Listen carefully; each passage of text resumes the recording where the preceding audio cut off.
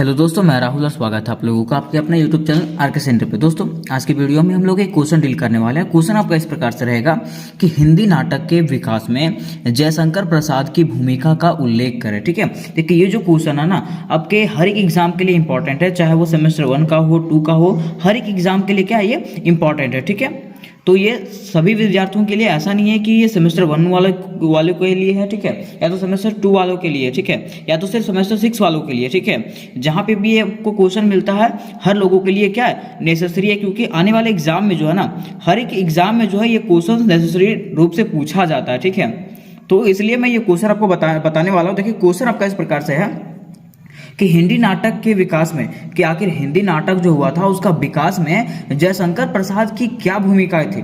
ठीक है, उसको क्या करना, उल्लेख करना, उसको बताना कि जयशंकर प्रसाद कौन थे और वो हिंदी नाटक के विकास में क्या भूमिका निभाए थे। ठीक है, तो चलिए हम लोग को स्टार्ट करते हैं और जानते हैं इसके बारे में कि आखिर कैसे जयशंकर प्रसाद ने हिंदी नाटक के विकास में अपने योगदान दिया, अपनी भूमिका दिया। ठीक है, उसको हम डिटेल से जानते हैं।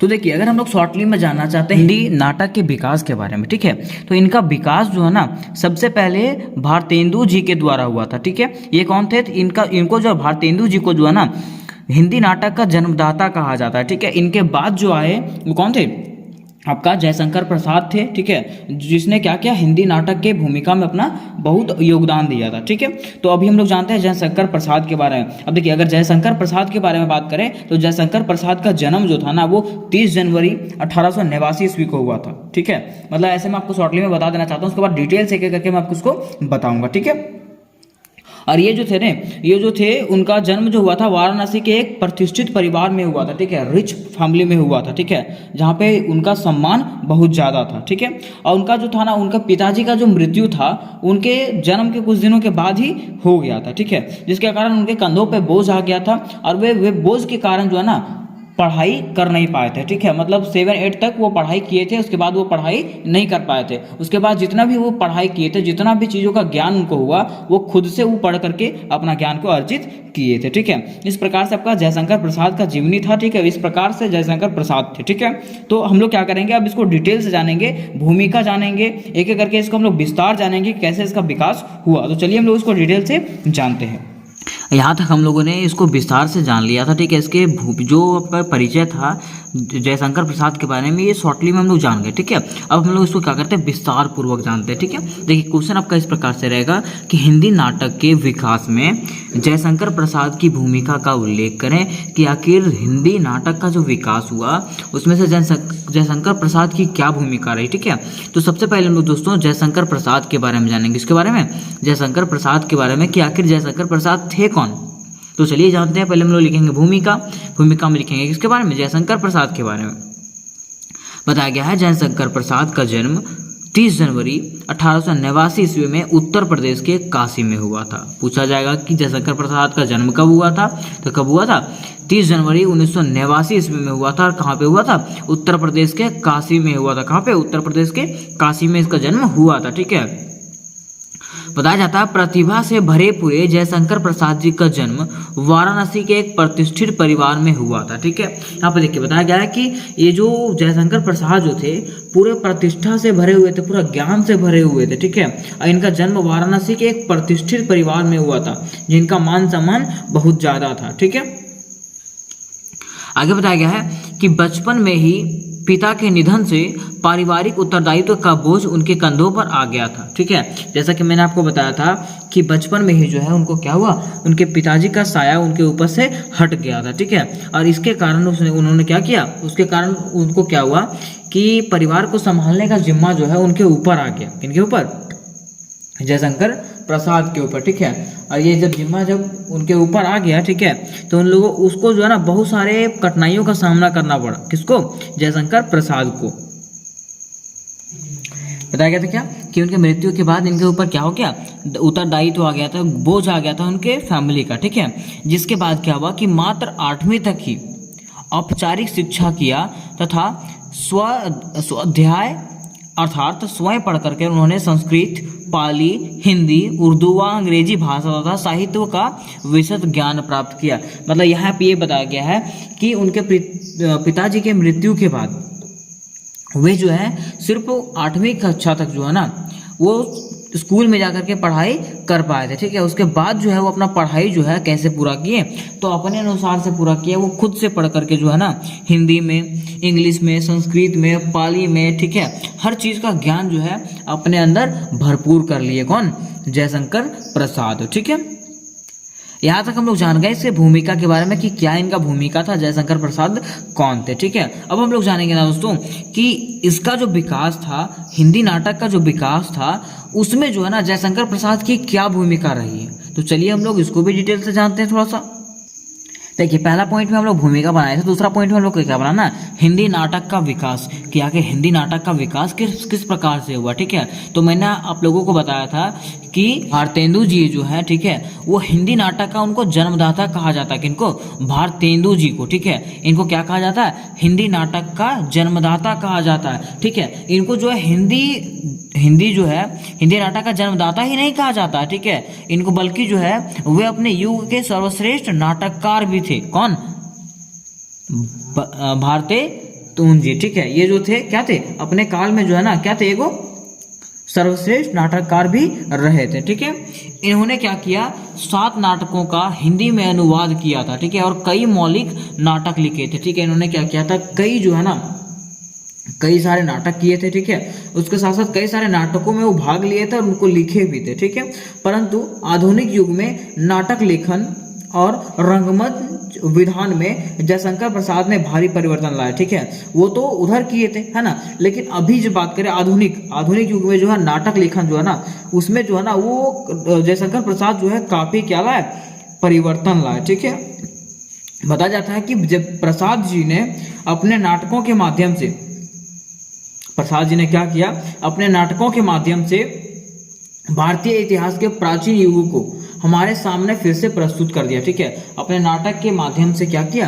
भारतीय इतिहास जो था, भारतीय इतिहास के प्राचीन युग को, जो पहले का युग था, ठीक है, उसको क्या कर दिया? हमारे सामने ला करके रख दिया, ठीक है। तो देखिए आपको इस प्रकार से दिखाया गया यहाँ पे, देखिए बताया गया है इतिहास के प्राचीन युग को हमारे सामने फिर से प्रस्तुत कर दिया, ठीक है। उसके बाद क्या बताया गया? उसके बाद आपका अगला पॉइंट बताया गया है, देखिए कि भारतेंदु जी ने हिंदी नाट्य साहित्य को जो साहित्यिक भूमिका प्रदान की है उसे कालांतर काल में जयशंकर प्रसाद ने पल्लवित किया।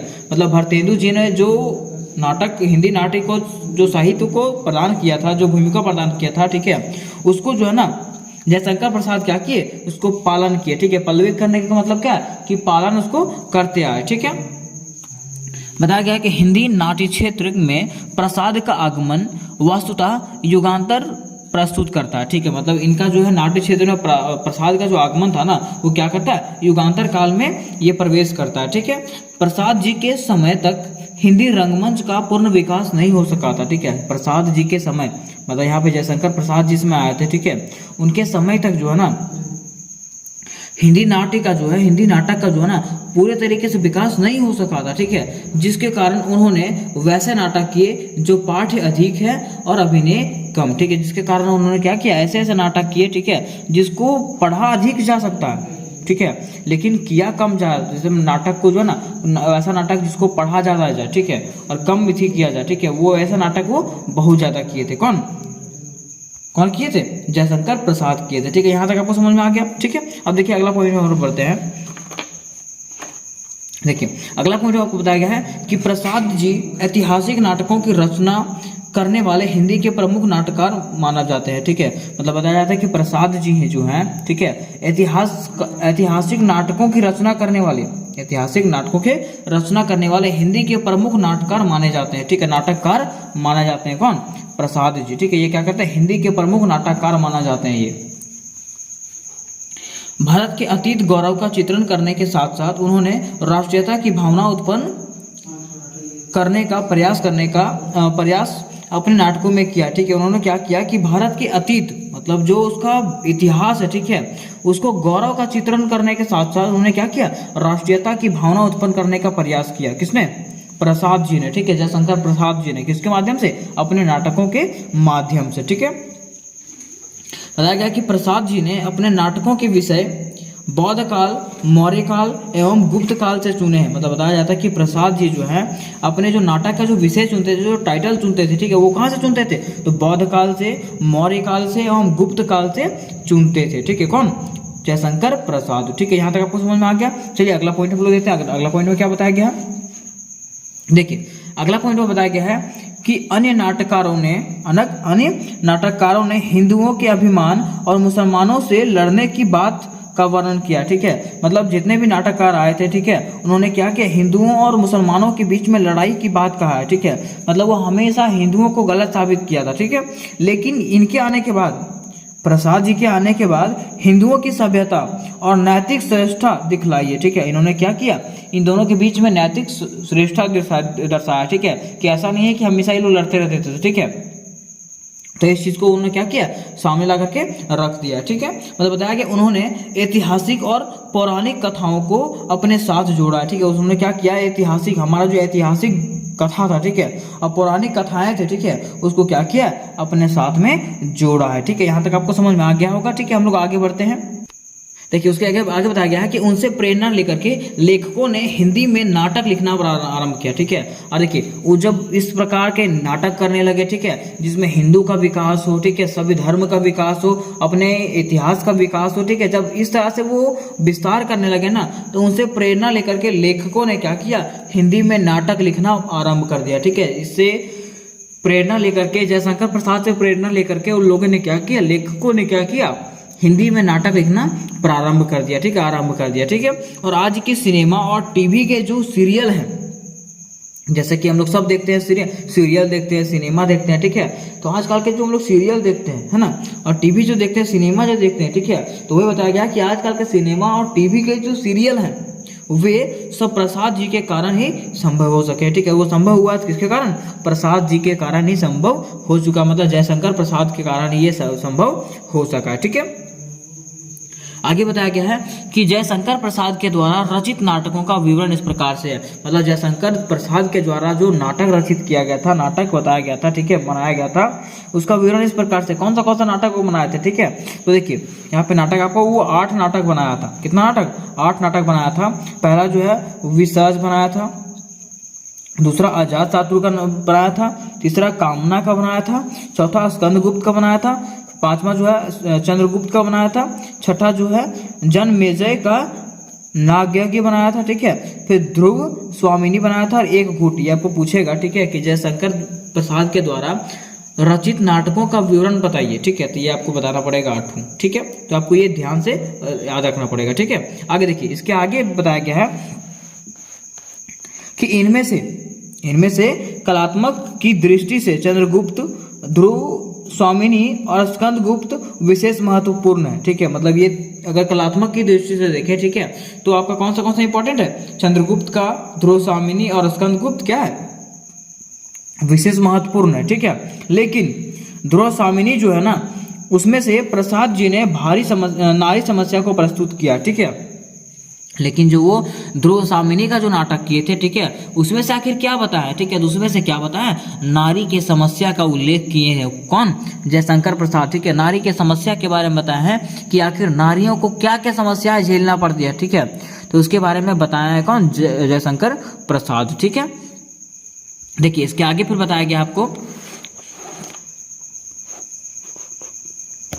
बताया गया कि जो घटनाएं प्रसाद जी के नाटक में वर्णित है वे आज सिनेमा में भी देखने को मिलती है। ठीक है, मतलब वैसा घटना है, ठीक है, जितना घटना जयशंकर प्रसाद के नाटक में वर्णित है, ठीक है, वे जो है ना, वो सारे घटना जो है आजकल के सिनेमा में देखने को मिलता है। ठीक है, ताकि हम लोग जान रहे हैं, देखते हैं अभी कभी कोई फिल्म निकलता है, उसमें गाना नहीं मिलता है, ठीक है, गाना नहीं मिलता है, तो लोग पुराना गाना कोई क्या करता है, न्यू वर्जन करके डालता है। ठीक है, तो वही जो है ना, पुराने नाटकों का वर्णित करके जो है आज के सिनेमा में हम लोग को दिखाया जाता है। ठीक है, फिर नाटकों के पात्र और संदर्भ के अनुसार प्रसाद जी ने गीतों को लिखा था।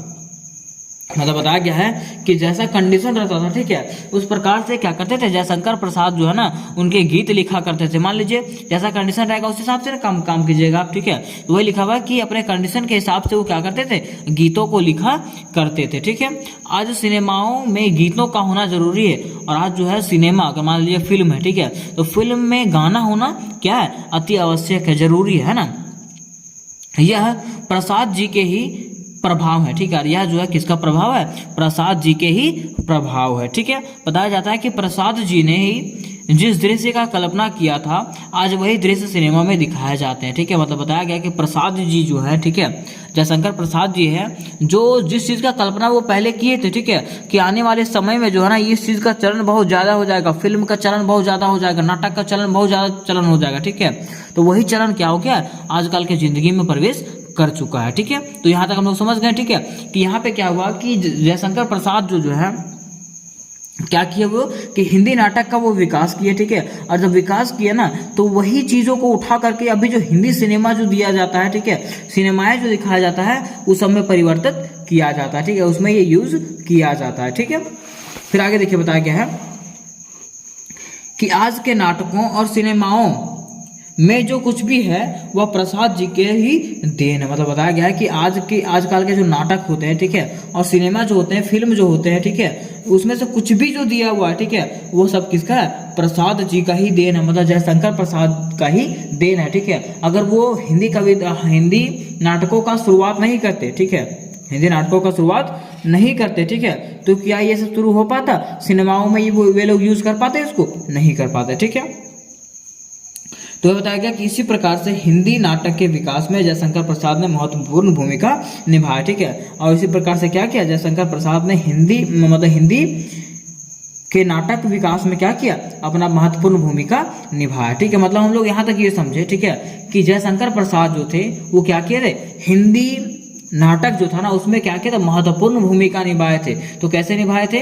उन्होंने क्या किया? इसका विचार विस्तार किया, ठीक है, बहुत बढ़िया से विस्तार किया है ना। और इसने क्या किया? साहित्यिक तथा ऐतिहासिक तरीकों से अपने नाटकों के माध्यम से लोगों को क्या किया? जागरूक किया, ठीक है। जिसके बाद क्या हुआ? आने वाला समय जो है अभी फ्यूचर हो गया, अभी जो चल रहा है, ठीक है, उसमें से क्या हो रहा है? पहले वाले बातों का यूज किया जा रहा है, ठीक है। और हिंदी नाटकों का काफी विस्तार हुआ, ठीक है। तो यहाँ तक हम लोग समझ गए कि कैसे हिंदी नाटकों का विस्तार जयशंकर प्रसाद के द्वारा किया गया था, ठीक है। तो उम्मीद करते हैं दोस्तों कि ये क्वेश्चन आपको समझ में आ गया होगा, ठीक है। अगर ये क्वेश्चन का आपको पीडीएफ चाहिए होगा तो नीचे में व्हाट्सएप ग्रुप पर लिंक दिया रहेगा, ठीक है, वहां से आप लोग व्हाट्सएप ग्रुप में जुड़ सकते हैं। व्हाट्सएप ग्रुप में आपको सब कुछ सेंड कर दिया जाएगा, ठीक है। तो मिलता है नेक्स्ट वीडियो में, तब तक के लिए जय हिंद, जय भारत।